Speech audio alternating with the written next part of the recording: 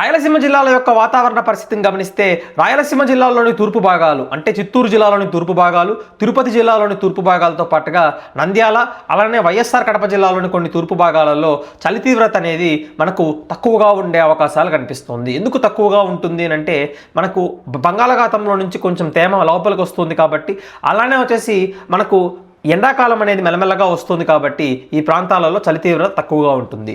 కానీ అన్నమయ్య జిల్లాలోని పశ్చిమ భాగాలు కావచ్చు, అలానే చిత్తూరు జిల్లాలోని పశ్చిమ భాగాలు కావచ్చు, దాంతోపాటుగా సత్యసాయి జిల్లాలోని దక్షిణ భాగాలలో అంటే బెంగళూరుకి చాలా దగ్గరగా ఉన్న ప్రాంతాలలో మాత్రం చలి తీవ్రత ఎక్కువగా ఉండే అవకాశాలు రాగల 24 గంటల్లో కనిపిస్తుంది.